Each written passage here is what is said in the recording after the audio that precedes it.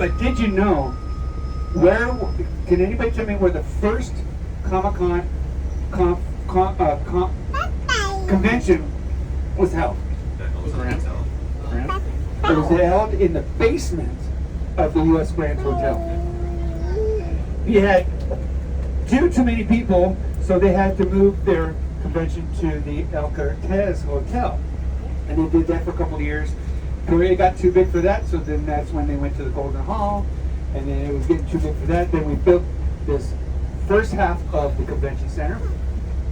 And it got too big for that, so we built the second half of the convention center. It's still too small. We have 150,000 people coming in today. But we just got word that the contract is good until 2030. So we're gonna be coming to San Diego until 2030. So hopefully before that we'll find out if we get it longer. Usually they do contracts that's usually about 5 years. 5 years grouped in 5 years. So we're going over the San Diego trolley. The trolley, we used to have a trolley system here in San Diego back in the early days. You're not supposed to stop in the We're not tracks. supposed to stop on the railroad tracks, but they don't care. So we run them over. If they're flat as pancakes as a wild coyote, that's not our problem. Can they run over? Wow, look at you. Yes. The passenger said yes, you can run them over. Oh no. I have to be against it because it's my bus. I don't want the blood spatters. Anyways,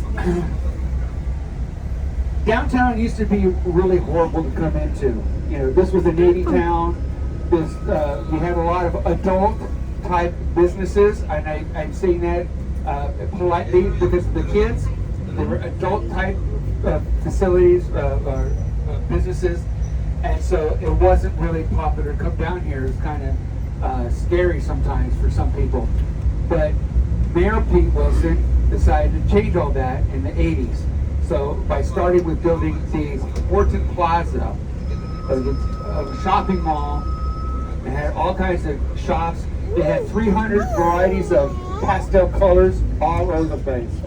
It was a beautiful. You could smell. You could smell. You were coming close to Horton Plaza because of the Cinnabon factory. They would pump out the smell so you could come in and buy your Cinnabon.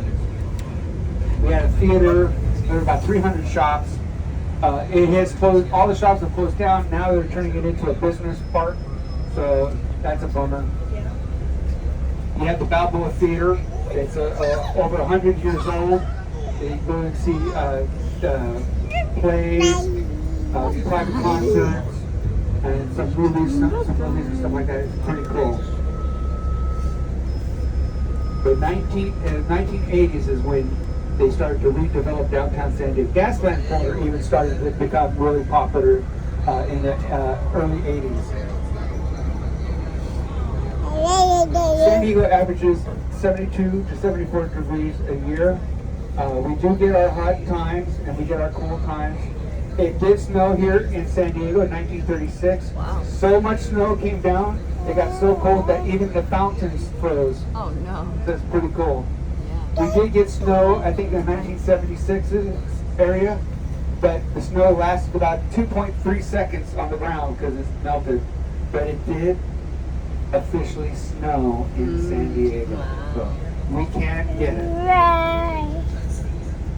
So our rainfall is about The baby's right here. 12 inches of rain a year annually. Our wettest seasons is between October and March, and then all the rest of the time we get drizzles, sprays, and a lot of dew.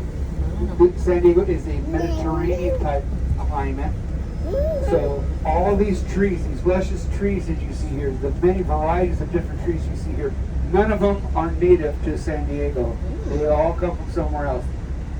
We have 150 different varieties of eucalyptus trees out of 500 recorded in Australia. We have 180 different varieties of palm trees out of 200 from all over the world here in San Diego.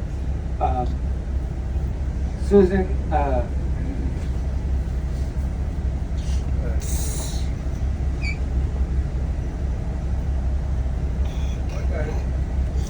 David.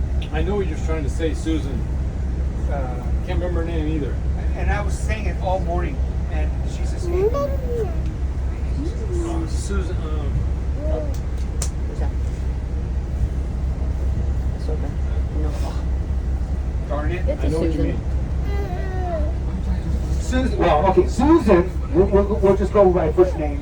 Susan was responsible for a lot of the trees that were planted here in San Diego. In the late 1880s, she had a contract to plant trees, 100 trees a year in San Diego downtown, and 300 trees a year throughout San Diego County.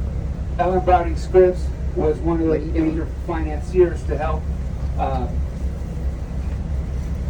Susan plant trees. What is her name? Susan, who planted trees years ago. Oh, you're doing it for me?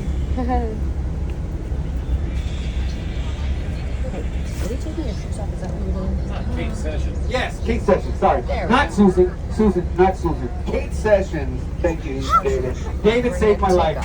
Okay, Like usual. as usual, yeah. Kate Sessions is the person that was responsible for a lot of the trees here in downtown San Diego. The baby took off her shoes. Just for other fun facts about downtown San Diego, we had Balboa Stadium, the San Diego Chargers. When they left Los Angeles in '61, they played football here in the downtown area. Hi. They were at Balboa Stadium. It's now the high school stadium. It's a much smaller one than it was back then, but it was here. And when the San Diego Stadium was built in 1967, the Chargers moved to Mission Valley to play football there until Alex Spanos was not happy with San Diego because he couldn't build his new stadium down here in downtown like Petco Park. So he took his football and went to LA. So Ready? 1, too bad for 2. him. San Diego Padres started playing baseball here in downtown San Diego. We're going to go by there as soon as the trolley lets us. We apologize in advance for getting home late because the trolley systems, they've got more trolleys coming through here today and tomorrow because it is a big deal. So we apologize in advance for getting back late. Is there, But we're going to blame David because he's the one that's driving. Oh, okay. is there a train going through? Can you see? It's either the train or well, no, we're on Market, so it's the trolley. I've been stuck at that trolley for 15, 20 minutes a couple times today. The Market Street traffic light is terrible. It's a vacuum cleaner. You know what? Can I go up State Street? You go, you know what? Go up front and then go to Ash. So that's front. Can't go up there. Yeah. You mean I'm sorry. Go up for State, isn't it? State? Yeah. Go up State. Go State. Yeah. Go to State. If I ever get there. Yeah. We're going through another traffic light. This is the third green light we're stopped at. Boy, you should see the traffic's way back So there. going back to the Padres. The Padres started out as a minor league team, the Pacific Coast League, and they started in 1936. There was a baseball field called Lane Field. We're not going to see it now because we're going to take a detour to try to get around this. But Lane Field was the San Diego Padres baseball field. It was on the corner of Harbor Drive and Broadway. We've passed it many times going back and forth between your hotel and the convention center. So you'll see that little tiny park at the corner of Broadway and Harbor Drive. It's where the Intercontinental Hotel is. And 1936, it was about 4,000 seats. By 1957, it got up to 1,200 seats. But in 1936, Ted Williams hit the longest home run ever recorded in the history of baseball for the Padres.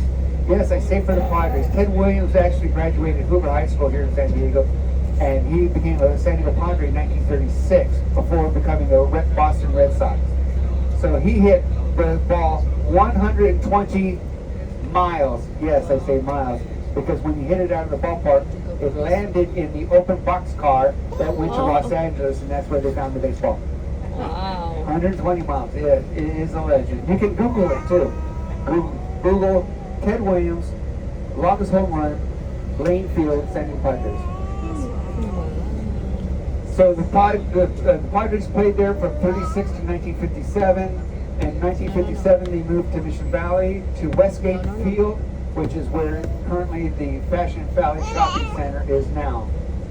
And it was a 1,500 seat venue. They raised it to more when they got word that the owner of the Milwaukee Braves was having an argument with their city and threatening to move.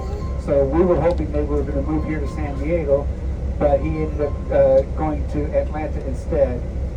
So the San Diego Padres continued to play as a minor league team until 1967, 1968, when the San Diego Stadium was built. San Diego Stadium was then changed to the Jack Murphy Stadium, and then later changed to Qualcomm Stadium. And the Padres became a major league team in 1968 until Petco Park was built in 2007, and the Padres came back to downtown San Diego to play where they are playing currently. So it's pretty cool. Qualcomm was later after the Chargers moved to LA.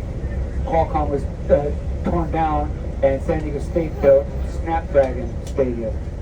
So San Diego State now owns the property, and that's where the San Diego State Aztecs play. So it's pretty cool.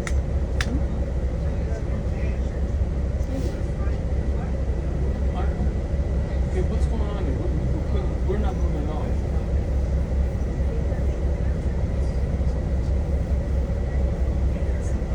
I'm going. I'm leaving. Yeah, trying to get yellow.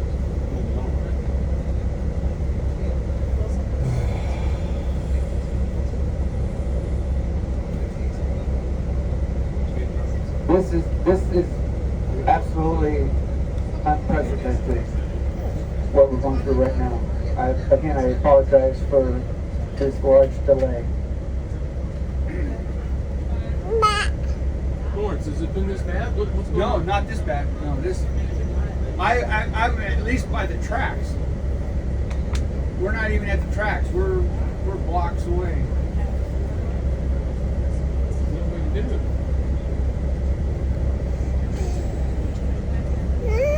Who's in, Tony's in front of us. Unless it's a break. Tony on a break. You can't get up and look either. I can't. No, don't hit the car. It's not my bus. I'm good. Ah, shit. Yeah. I can move over that way. You want to get on the road? I can do that.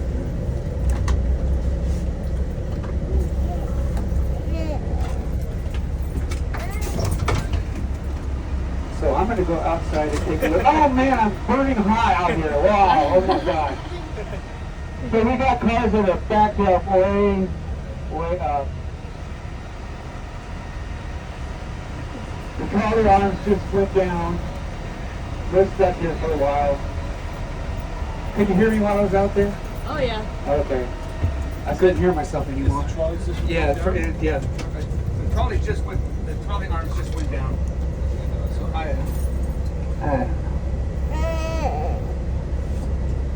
We got to fire MTS. Whoever's in charge of MTS, we got to fire them. Okay, so let me see about San Diego. So the trolley, well, while we're talking about the trolley, because we were talking about it a little bit earlier, it goes all the way down to the Mexican border. And we had trolley throughout the downtown area, and it went away in the 60s. In 1980, I think it was 80 or 81, Dave, that we brought the trolley back. I do remember. So I think it was between 80 and 81 that we brought the trolley back. It just went from downtown here down to the Mexican border on the U.S. side. And in the late 80s, early 90s, we added another line and went out to El Cajon. And just in the last 10 years, it now goes up to the North County. So we're making lots of improvement, bringing the trolley back. So we're going to make a right turn on State Street. We're going to bypass. You want to do state? Yeah, go upstate. Or Because Union doesn't go up, does it? Maybe go up Union? I don't think Union does. Okay, let me look at the Google Yeah, map. look Google Map. I don't think.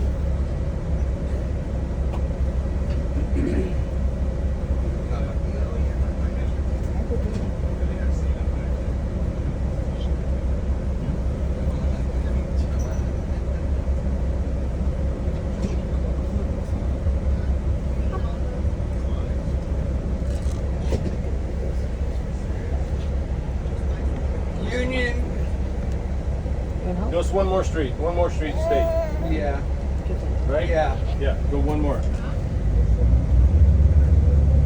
Make the right turn on State and take that all the way up to Ash. Yeah. That's better than waiting for this, right? Yeah. As soon as we do that, this will clear. See, And, there's a, and we're not going to tell Tony. We're going to let him suffer. should we beat him? Unless he thinks of the same thing. Well, you know Tony. He's got his Google thing. He's probably doing the same thing.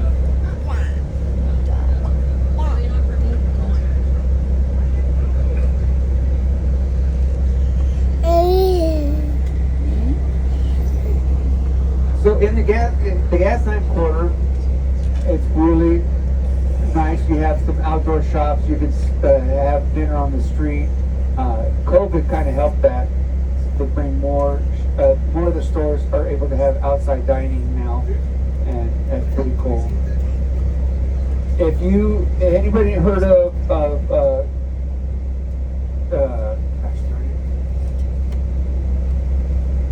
Gregory Peck? Anybody heard of Gregory Peck? Give me a yelp if you heard about Gregory Peck.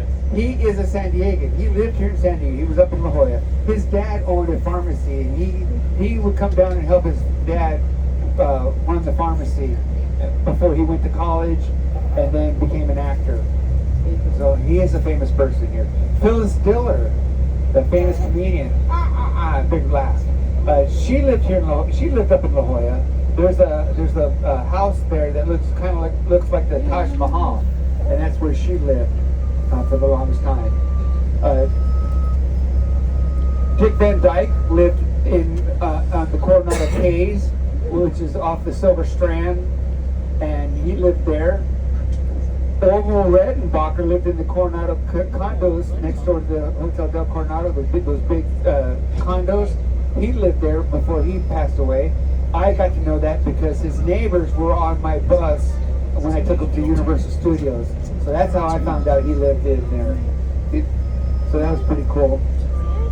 If anybody has seen the movie Full Metal Jacket, Yeah. okay, remember the guy named Joker? Matt Modine. He went to Mar Vista High School down in Imperial Beach. He lived in Imperial Beach. So that's pretty cool. Any Ozzy Osbourne fans? Yeah. All right. So you remember Randy Rhoads passed away in a plane crash at Ozzy's house and that tore off his tour bus. Well, after him was a guy named Jake E. Lee. Yes, David. It's clearing up pretty good. You want to go that way or stay? It's up to you. You're the driver. David's taking a chance. We're chancing He it. rolled We're the chancing dice. it. We're He's chancing taking it. a chance. He's taking a chance. And this We're gonna go thing's- straight. So going back to Dick Van Dyke. No, we finished off with Matt Modine. No, we were Jake E. Lee. There we go. Thanks, Dan, for reminding me. Jake E. Lee. He's the lead guitarist for Ozzy Osbourne during the Bark of the Moon. In fact, he actually helped write the guitar parts for Bark of the Moon, even though he didn't get the credit. There was a big old contract argument with that. You can Google that too. But he went to Mar Vista High School. He graduated in 1974. And the fun fact, because my brother is a big Jake E. Lee fan, and he too is an awesome guitarist. 1974, I was playing Pop Warner football, and there's a picture of me and my brother and my sister on the football field while I was wearing my uniform at Mar Vista High School, the year that Jake E. Lee graduated Mar Vista High. So that's pretty cool. There's a little connection there with me and Jake E. Lee. Everybody remember Mario Lopez? Saved by the Bell? Yeah. He went to Chula Vista High School. He was one of the students on my bus, my school bus, when he went to Chula Vista High School. I had him literally on my bus before he became a famous person. So that's pretty cool. I was a school bus driver, so that's what I did. So pretty cool. Raquel Welch, guys, remember Raquel Welch? Come on, guys, you know Raquel Welch. She went to La Jolla. She graduated. She was Miss something at the Belmont Fair. Like Miss California, Miss something, Miss Star of the Sea. But she was also the weather girl for Channel 8. You know who else was a weather person for Channel 8? Ron Burgundy. No, Ron, yeah, Ron Burgundy, yeah. And, well, no, he wasn't the weatherman person. He was a news guy. But we just filmed him. He was a weatherman for Channel 8 News. So another famous person. Okay, everybody knows Dr. Seuss, right? Yes. You've read their story, The Lorax? Mm-hmm. Okay. He was inspired by the Torrey pine tree in La Jolla. The Torrey pine tree is the only native tree in San Diego. And it is in La Jolla. It also grows on an island on the coast of Santa Barbara. And Theodore Cecil Geisel, Dr. Cecil Geisel, Dr. Seuss, lived in La Jolla, and that's where he got his inspiration for that book, was that Torrey pine tree.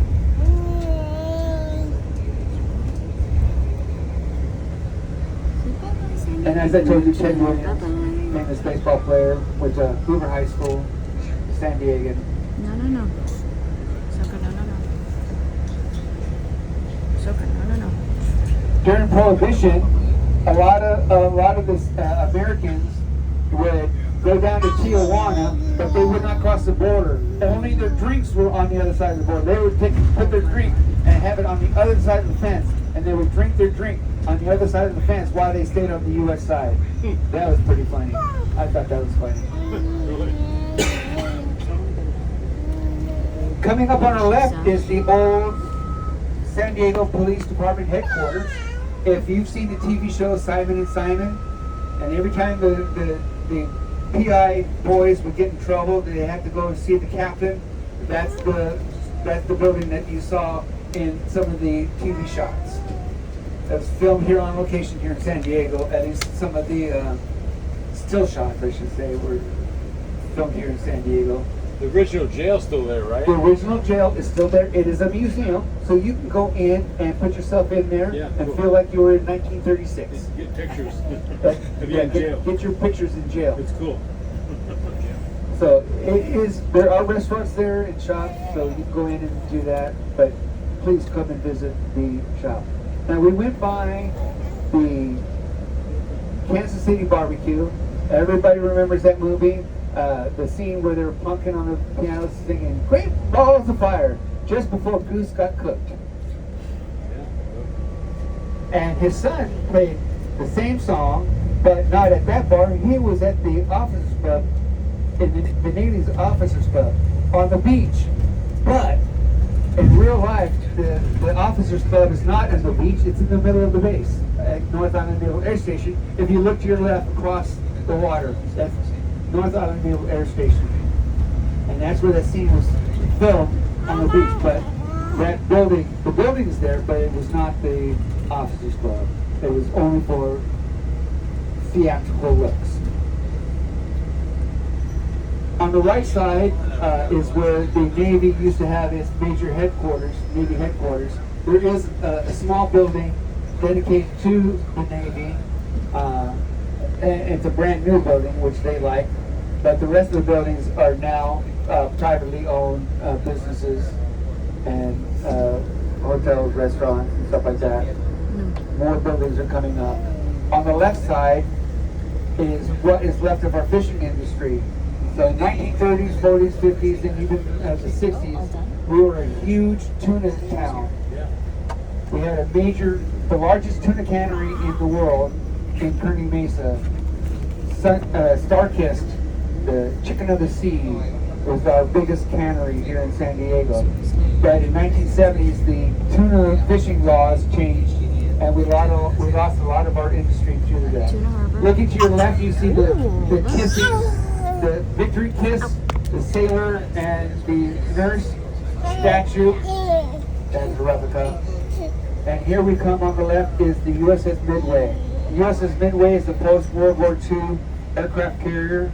It was commissioned in 1945. It was decommissioned in 1992. It is a museum now. If you watched, if you're an American Idol history buff, you might remember some of the open auditions that were done on that ship during its one of its seasons. Pretty cool. You can take a self-guided tour. You can take a guided tour, or you can have lunch on the poop deck. And don't worry, the poop deck is no longer poopy because they got nets up there. So you can take your lunch there. We're coming up. Oh, perfect. We're coming up to Lane Field. Because David took the initiative and gambled to go this way. So now we're going to see where Lane Field used to be. But before we get there, real quick, on the left is the Broadway Pier. Next to that is the B Street Pier. Both piers can take up to 2 major cruise ships. We have 5 that come in. I'll tell you the 5 in just a second. Looking to your right, as we get through this intersection, you see this little roped off or fenced off park. This is where Lane Field was. There's a statue of the home plate right here behind the fence. And you can see the train station across the way. That's where the ball went to Los Angeles. That's how it got there. It was from that train station. Now back to the left, 5 cruise ships. Norwegian Cruise Line, Holland America, Pacific Princess, Royal Caribbean, and Disney. Yep. And we have 2 other cruise ships that come in, but they're less known. So less known that I don't know them. That's how less known they are. So sorry I can't remember them. Now this building here on the left used to be Anthony's Fish Grotto. It was one of the finest restaurants in town. This is where I met my wife on our first date, November 12th, 2004. I married her in December 17th, 2006. Wow. And we're still married. She's still with me, luckily. Coming up on the left-hand side, we have the Maritime Museums. We have the Star of India, the oldest iron hull ship afloat. Her sister's ship is in San Francisco, a year younger than her. Built in 1863 on the island of Man in England. Initially it was called the Uturp. It changed its name to Star of India. It did very good goods to India and New Zealand. The next ship behind that is the HMS Surprise. It was in 2 movies, Master and Commander, and the first Pirates of the Caribbean. If you remember the scene where Captain Jack Sparrow says he's going to steal that ship when he's talking to the 2 soldiers, the redcoats, and they all laugh at him, and what does he do? He steals that ship. That's the ship he stole. Oh. Now, you have to turn your head to the left, look back at the Spanish galleon, that Spanish-looking ship, all the way to your left, back where the HMS Surprise is. Okay, so when you come back, you'll see what I'm talking about when you come back to tomorrow or later today. You look and you see that old Spanish galleon. So remember this. This is a replica of the Spanish ship, the San Salvador. The San Salvador was built by hand by locals, volunteer locals, at a cost of $5 million. They used the same type of tools that built the original. They sourced the same material for the ship as the original. And it's a sailboat. It actually works. It goes out every once in a while, and you can take tours on it. The San Salvador was sailed with Juan Rodriguez Cabrillo. Juan Rodriguez Cabrillo discovered this area, but he called it San Miguel. So why is this town not called San Miguel? Because 16 years later, a guy named Sebastian Vizcaino came in here, not knowing it was already discovered, and he rediscovered it and called it San Diego. And it wasn't until much later that they realized, no, we're not the first discovery. Juan was, but we'll still keep the name San Diego. We do have a San Marcos and the San Miguel area in San Diego in his honor.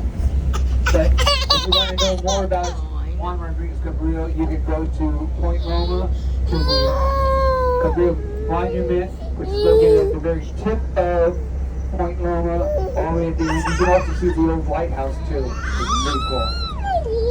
So, Point Loma is the major population of Point Loma is Portuguese, because the Portuguese were the ones that mostly came in and fished for San Diego. So every time they came back with their big catch, they bought land. When they bought the land, they built a house. And the next time they came back with more money, they built more of the house. A friend of mine owns a house, and it had like 6 different sections of the house that was added on every time he came back with money. You think it's a mansion, but it's a beautiful house. It's just Trying to hold a baby and record this is very it's difficult. like different styles. It's a trip. The aircraft carrier, did we go to the aircraft carrier? I can't remember if we did. But anyways, the aircraft carrier you see across the way, that is the Carl Vincennes. I think I did talk to you about it. And then the Lincoln and the Roosevelt are out in the Pacific Ocean. Looking to your left is the Coast Guard. Now, they had planes in the mid-'80s and early '90s, but they didn't have a runway. So they had to cross this street to get over to the airport to take off and come back. So it was pretty interesting when I was driving school buses and they stopped the traffic for the airplane to go across. My kids would go, the plane! I go, no, we're not Fantasy Island here. Yes, it is a plane. So San Diego Airport, the field is called Lindbergh Field, but the airport is the San Diego International Airport.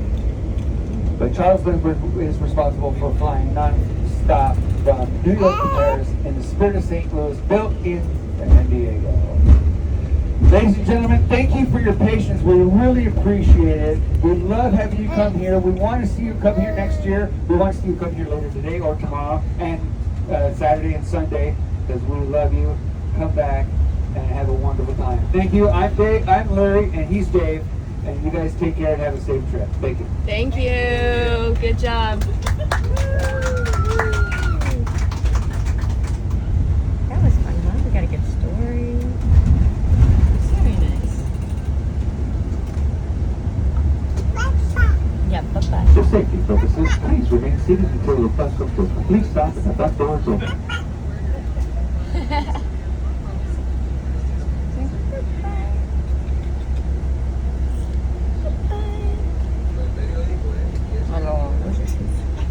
So Dave, looking to your left, they're gonna that parking lot there. They're gonna make a Top Golf Wow. facility there. That used to be Harbor Police right there. Well, it's still Harbor Police, but Are they getting rid of it? well, I think the station is still there, but that parking lot just west of that is going to be Top Golf. Wow. What do they do? That field over there is always vacant. They're not doing anything with that? It's vacant, but they use it for parking. For parking, Yeah. for big events. Yeah.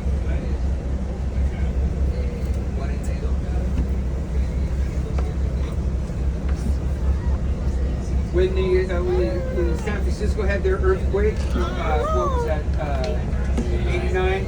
I was stuck. I was in my bus, stuck, waiting for my plane to come in. It never came in because of the earthquake.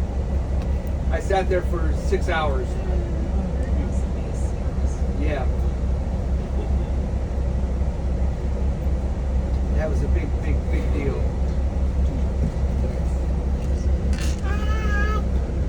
Hi. I'm trying to remember what the group I was supposed to pick up. I just remember spending all my time in that parking lot. Bye-bye. Because back then we didn't have cell phones, you know. So it's like, okay, what am I doing?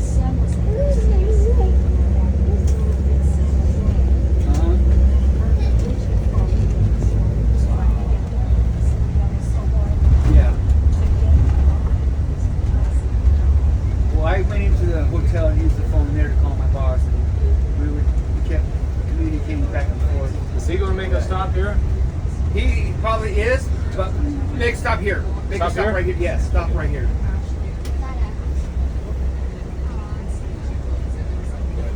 like it. So thank you for all that trivia. Ladies and gentlemen, this is the Sheraton San Diego Marina Tower. If this is your stop, this is your stop. Have a wonderful day. You guys take care. Yep, yep. Bye-bye. Thank you. Bye-bye. Bye-bye. Thanks, guys. Bye, guys. Take No, care. have fun. Always get a job in the tour company. Thank you guys. You're very welcome. You guys take care. Have a Bye-bye. wonderful day. All right, see you later. Take care. Bye-bye. Thank you. Bye-bye. You're welcome. Bye. Have a Bye-bye. wonderful day. You're welcome. Have an awesome day. Bye-bye.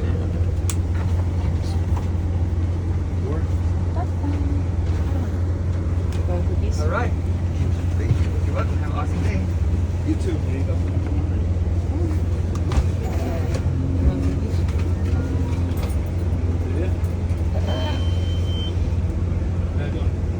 I just go on now. Just go ahead and go. Yeah, just go ahead and bypass it.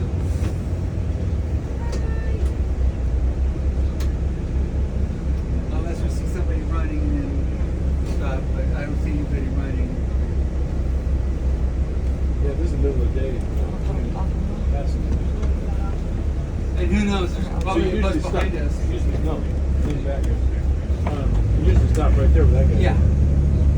But because he was already there. So he was over there.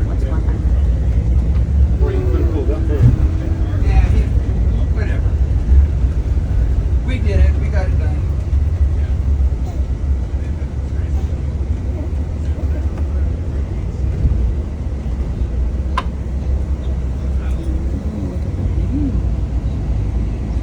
So adding to the tour, to your left is, like I said, is North Island Naval Air Station. The military first started flying planes. They first learned how to fly a plane right there at that field, and at that time it was Curtis Flying School. The U.S. Army was the first